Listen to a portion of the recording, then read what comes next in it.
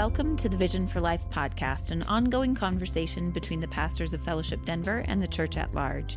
Each week we talk about life, faith, the Bible, and how to follow Jesus as we go about our daily lives. I'm Autumn, host of the Vision for Life podcast, and Dave is joining me today. Dave, welcome. I'm so glad you're here. I'm glad to be here and excited for our conversation. You have a writing project that you're working on right now. And I'm just going to jump right in. You sent me this document to let me know a little bit about this project, and it is titled Missio Ekklesia. So that is a term that probably not a lot of people are familiar with, even though it is the basis for this writing project. Mm-hmm. This is what you're thinking about, studying, working on, and writing about. So can you just bring us into what is Missio Ekklesia and why is it important for you to think about, write about, and for us to discuss today? Sure. So Missio Ekklesia is just the mission of the church. It's in Latin, so it makes it sound a little fancier. And the whole project is really giving a vision for a church-based mission. So, and it's a theology of it. So really, what is the theology of mission for the local church? What is it that God has called the local church to do and to be in a local church's context? And what's the biblical and theological kind of realities around that? So I'm basically arguing in this project that if we don't have a vision for mission for the local church, we tend to fall into two pretty significant errors. One is, if we don't have a good theology of mission of the local church can become essentially converted to the culture itself. It can become compromised. A lot of well-meaning people and pastors and churches in our context, Adam, we've seen this, sadly, many times, with an eye of wanting to love their neighbors and be a welcoming presence. They begin to adopt the values, actually, of the wider culture and eventually lose their distinctiveness altogether. And so they become just part of the culture itself, and they disappear, and those churches don't last, unfortunately. I guess in some ways it is fortunate they're not churches anymore because they're leading people astray, but it is unfortunate that that's what happens because there's spiritual devastation as a result. So there's that error, but then the opposite error is Christians, leaders in local churches, there is such a conviction of the truth and of the uniqueness of the gospel that they create such a barrier between them and the broader culture that they tend to sort of devolve into tribal thinking and become, after a while, pretty combative and then lose the capacity to have effective mission. They don't win hearts anymore of the local community, local culture. They've lost that. So they preserved the truth, but lost the powerful witness that can actually win hearts. That's error as well. So what I'm arguing in this book is that if we don't have a real clear vision of mission of local church, then we're probably going to drift into one of those two errors. And of course, we can. There's a cajillion examples of both of those right now. So it's not particularly insightful in terms of the diagnosis, but it's really just what is the right vision of mission for today. Mm-hmm. So that is the term, thank you, Dave, for explaining that we started with, that I introduced, the Missio Ekklesia, the mission of the church. And this theological understanding helps us, I think, understand the beauty of what it is that God is inviting us to participate in and the necessity of it for sharing the power and the life of the gospel with our communities, and how it is that we preserve the truth and then lovingly engage our neighbors in our city as well, and invite additional people into that, into the power and life of the gospel and into this family of God. There's an additional concept, though, that I want to introduce that I wonder if you could help us understand as well. So I'm going to throw out another Latin term here, and that is the Missio Dei. And this deeply affects what you're writing. And I know over the past many years, as you have studied this, Dave, that you and I have had conversations. We've also taught classes on it. In our intern program, we have an academic course that we teach, and we talk about this a lot. So can you introduce sort of the basic understanding of the Missio Dei and help us understand why that, as a theological principle, is also important for us when we're talking about the Missio Ekklesia? Yes. So broadly speaking, the Missio Dei is a theology that sort of roots our understanding of mission, not as something that the church does, but rather it roots it in who God is. So the Missio Dei sort of classically is understood as, because God is triune, the Father sends the Son, the Father and the Son send the Spirit, that the triune God is a sending God. And mission, sent, mission, all kind of play on words there. So to participate in mission then isn't just receiving orders to go somewhere based on an ecclesial structure, but at a more fundamental basis, participating in mission is just being welcomed into the presence of God because he's fundamentally ascending God. So that's kind of the theology. Now, where that developed, there's a lot of questions around that, but in the modern context, our understanding of Missio Dei really kind of goes back to the beginning or first kind of quarter of the 20th century, even though there are concepts of it in Augustine and Aquinas. And there's a legitimate church history, but in terms of that term and our modern uses of it, it goes back to first quarter 20th century, a famous theologian named Karl Barth. And since this is Vision for Life theology, today, Karl Barth is the most influential theologian of the 20th century. And when the Third Reich in Germany was rising to prominence, many Christians and pastors affected in that region were understandably concerned of the compromise of the church. Many otherwise well-meaning clergy got caught up into that evil ideology and used local churches that essentially were advocating some version of it. They at least weren't speaking out against it. So Karl Barth writes, dealing with what do we do with compromised churches? And in a letter, he basically says that when we see churches compromised, that doesn't mean that God isn't working anymore. Because then now he used that term, the mission of God continues. And so the church, the local church, even if it's compromised, God can work outside of it. He is not limited by the compromise of a local church when it's compromised. He has his ways of working out into the world to advance his cause. And so, as Karl Barth was writing, he wanted to encourage Christians that God is still working in the world. So the Missio Dei kind of emerged out of that context. Now, I will say it's incredibly helpful and encouraging to know that God's work isn't suppressed by our own compromise, and God's work and his will always charges on and charges forward. He always moves his agenda. He advances as he pleases. And it's a helpful reminder for churches that we ultimately aren't necessary.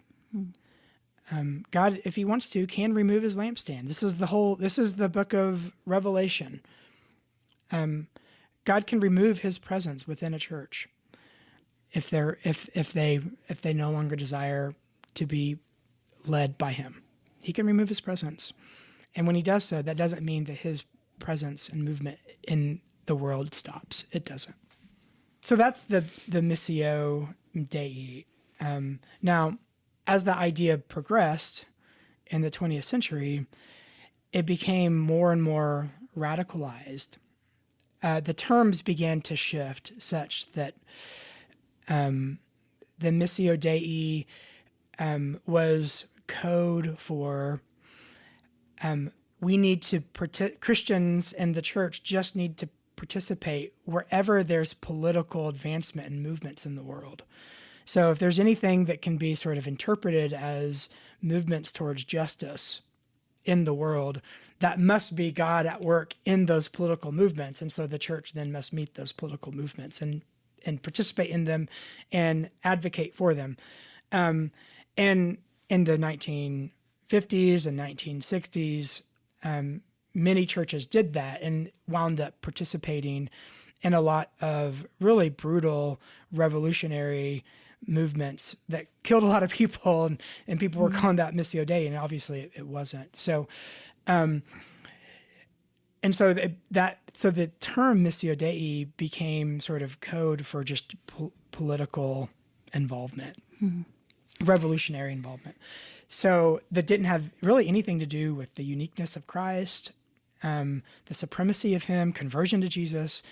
It was just politically oriented. So then a lot of Christians within evangelical world became pretty, I think, justifiably suspicious of that term because it had lost some of its Christian distinctiveness. Mm-hmm.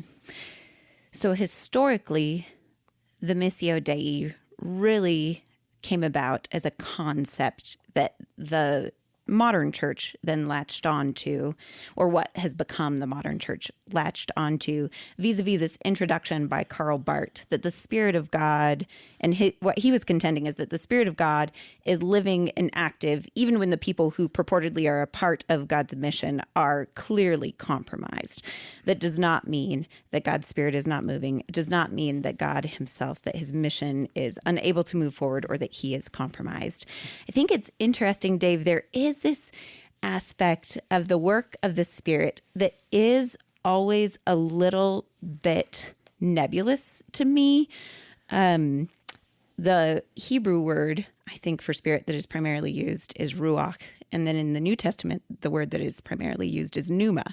And both of those mean breath or wind. Mm-hmm. And so the Spirit of God, when it is sent forth by God the Father, by God the Son, does have this sort of mysterious element to it. But then I think what you're circling back around to, where you brought us, is that Jesus, as God incarnate, clarified what that mission was. And so we always have to return to him and to that principle and to what he instituted then, as far as the way the mission of God would be carried out in the church. Is that a correct summary? Yes.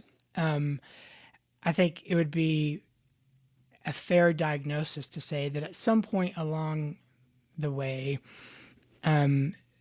people confused the actual mission of God for the spirit of the age, and began to follow after and be submitted to the spirit of the age rather than the unique Spirit of God as given to us by Christ, as a fruit of God's Spirit having regenerated hearts through the gospel. So, Dave, I'm going to read something that you shared with me, actually, as you've been thinking about this, the Missio Ekklesia, the theological mission of the church, its importance and significance for us, that I think helps bring us back into this aspect of it then, how Jesus focused the mission of God and invites us into it, and how then, as you said, we experience the power of that life. in participating in mission. So this is something that I don't know if I've ever done on the podcast before. I'm reading a quote from you, and you're sitting right here. But Great. here we go. Here we go. It First time for everything. First time for everything.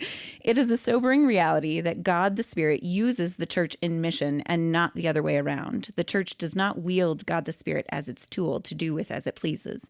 The church takes its mission plans directly from the Spirit. And then you reference Acts 13. The church must be humbled by this, knowing that we are not necessary for God to advance his mission. God has always been able to turn rocks into suns, graft wild olive branches into the natural, and return to the natural root as he pleases. However, the normative pattern in the New Testament and in church history is that God uses the church to house, resource, and advance God's mission. And so I think this brings us back to where we started with the mission of the church. And you mentioned specifically that two principles are incredibly important for us to understand. So could we discuss those next? Yes. The first that you mention is the incarnational principle. What is that? Right. So, by the way, I use some of this language from Andrew Walls, who's a missiologist, and so the idea of the incarnational principle is that wherever the gospel advances, it actually produces two things at once, and there's a polarity to it.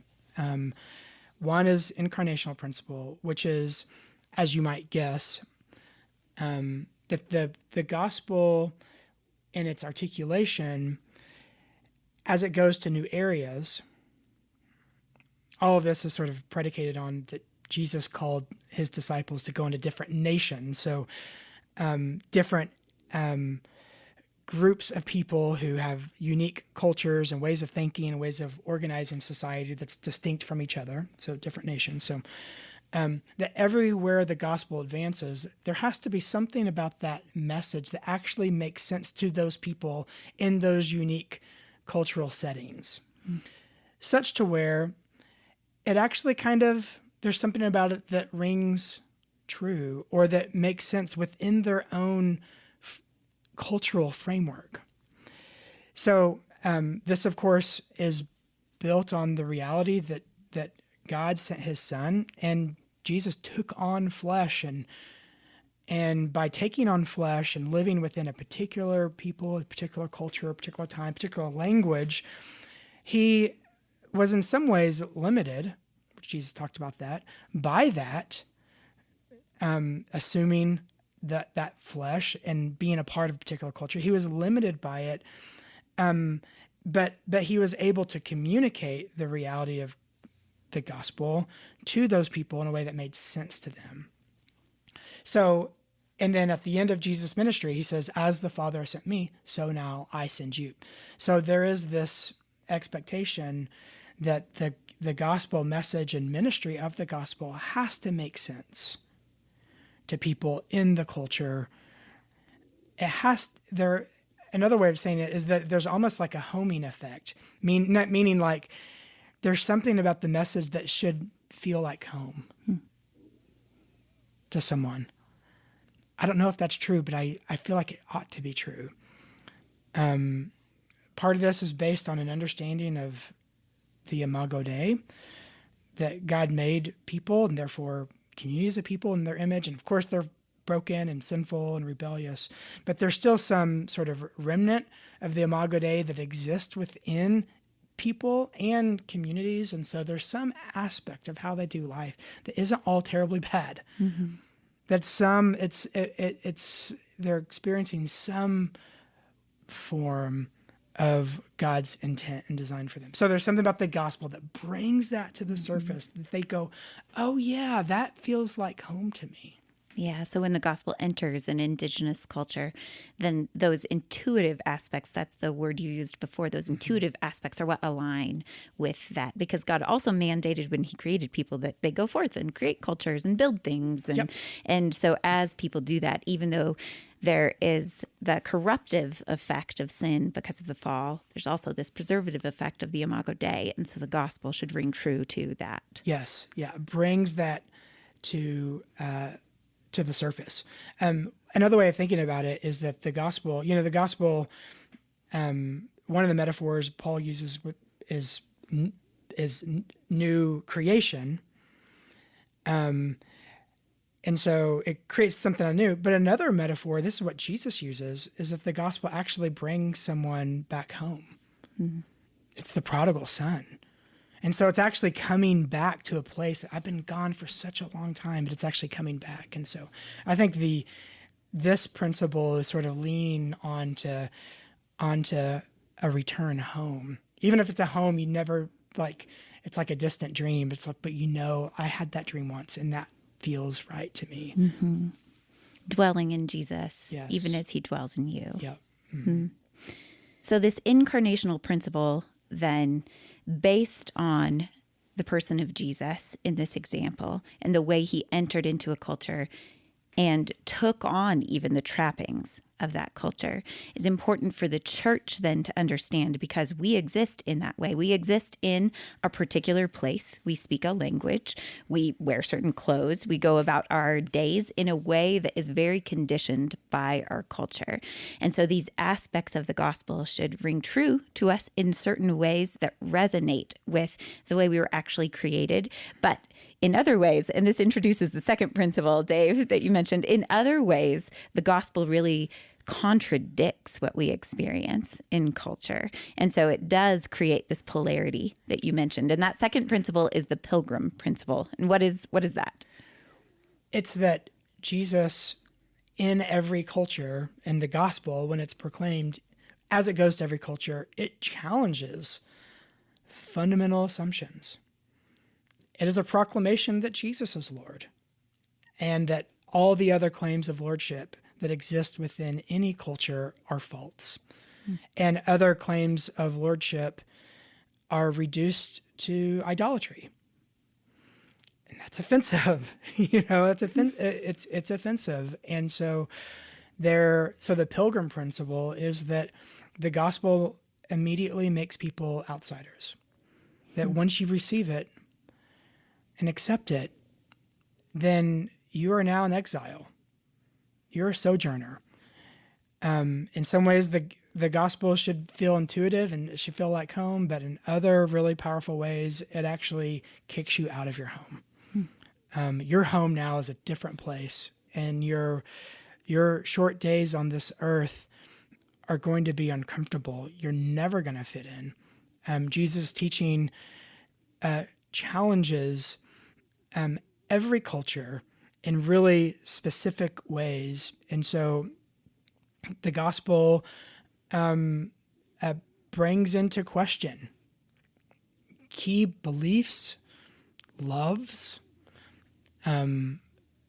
assumptions about the way the world ought to work, assumptions about what even the good life is. The gospel brings all of that and challenges it. And so that's the other aspect. That's the other part of the polarity. And again, I think you could have, you can't have too much of either, but you can have too less. And so what it means to be a church on mission, I think, is to embrace the tension of both of those principles at once. So if you have too little of the pilgrim principle balancing out the incarnational principle, then at the beginning of this episode, you mentioned that what happens then is you simply get converted into culture. Right. You are incarnate in the sense that you understand the culture and live within it and even appreciate some of the good things about it. But if you don't understand that the gospel makes you distinct, then you can simply get absorbed into the culture. Right. And if you have too little of the incarnational principle, then the other dynamic you mentioned is that you become combative and you are only a pilgrim and you can't engage lovingly with the culture around you or even see and appreciate the ways in which the Imago Dei is preserved and reflected in that culture. That's right. And I think that's the missionary tension that God calls us into as a community. Now, what's so fascinating about that in sort of our day and age is that as we think about individual cultures and communities, this is about the local church. When you press into a local culture, because of where we are today, it is at times hard to discern what those cultural distinctives are. Because the way that social media functions, people are allowed to kind of maintain cultural silos, or to just sort of find other kinds of ways of being in the world that fit their prejudices. And because they're not locally determined as much anymore because of technology and social networking, you can have one street in one neighborhood and have represented so many different kinds of culture that makes it very challenging to communicate the gospel and maintain these two principles at once that connect with as many of those people as possible. Mm-hmm. And inevitably, there's going to be some that it doesn't connect with. So that's just the challenge that we're in right now. Mm-hmm. But it also makes that reality that we are a people who exist in a particular place and time, even with all those complexities that you just mentioned, it makes our existence as that type of unique institution even more important, I think. Yeah, absolutely. We're called to be this, and where else in the world is there going to be this unique light of the kingdom? It doesn't exist anywhere else. This is why the Missio Ekklesia is so important. Mm. So, Dave, if you, as our pastor here at Fellowship Denver Church, been thinking about this and you see and appreciate the beauty of the fact that God is at work throughout all of history right now, that whatever weight we experience as the people of God right now in 2022 in the United States with the difficulties of cultural pressures, but pair that with the reality that God's Spirit is active and alive, and that He has chosen clearly the church as the means by which He desires to carry out this mission. He'll do it regardless. Yep. But the church is the way that God desires to carry out His mission, and it's clear in the way Jesus instituted the church and that it came to be in the New Testament. What implications does that have for us as Fellowship Denver Church right now when we gather and come in together, and then as we go out and live throughout the week in our communities in and around Denver?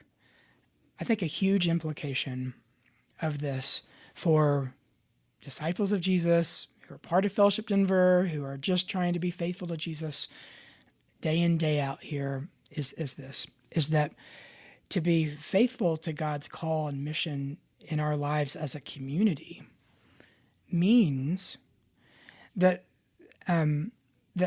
we aren't allowed the luxury of shutting off one of these principles in favor of the other. Now that means that because there are so many different kinds of cultures that exist within this community, our intellectual, spiritual, and relational dexterity has to be at an all-time high, because we have to account for people as they try to understand the gospel in a way that makes sense to them in the moment or in a particular season, and allow for them to grow and be challenged by the pilgrim principle as well, alongside of someone else who's in a slightly different culture. And the same Spirit's working in them, but it's going to be, there are different parts of the gospel that's going to feel like home to them, and there are different parts of the gospel that's going to be a challenge to them. Mm-hmm. And part of the beauty of the church is that we allow those people to actually grow in the gospel in different ways together as family. And it's hard to do, but this is part of the miracle of the church. And when we feel that tension, this is actually the tension that made the church so unique from its origin. Way back many, many years ago when I was doing PhD studies, it kind of dawned on me as I I was studying like the origin of the early church, that there was no other community ever in the history of ever that had both Jews and Gentiles, that had both slaves and slave owners, that had both the aristocratic and the dredges of society that met together on a weekly basis and that called each other brothers and sister. No other community in the history of ever existed like that, but it did with the early church. And it was super complicated then, because half the letters of the New Testament are dealing with those complications. And so we shouldn't expect it wouldn't be complicated now. So it is, but this is why we lean into the fruits of the Spirit. It's kindness, it's patience, it's gentleness. Why do you think the Spirit is needed in those ways? So that we can learn to bear with each other in our distinction and difference and allow the Spirit to work in us, to shape us more into what He's called us to be. Dave, thanks so much for having this conversation with me today. As a final encouragement to our church family and to anyone listening who is a follower of Jesus, I would say that both of these dynamics can be seen in the ways that we exist in bigger forms as a church. So one is the gathering together on Sundays. You see certain aspects of this diversity and beauty and the mission of God, the mission of the church taking shape when we gather for worship and we get to express together that we are the people of God. And then the other way that you directly experience this kind of diversity and see God at work in different people's lives in different ways is in what we call fellowship groups. And so we would love to see you in either both of those and see how you get to participate in and experience the mission of the church and the mission of God as active and alive in those ways through the people around you who are a part of the family of God. If you have questions or suggestions, a request for something for us to discuss in a later podcast episode, you can send all of those things anytime to podcast@fellowshipdenver.org. Thanks for joining us on the Vision for Life podcast. Special thanks to Adam Englund for our theme music, to Jesse Cowan, our producer, and to Judd Connell, who provides transcription for these episodes.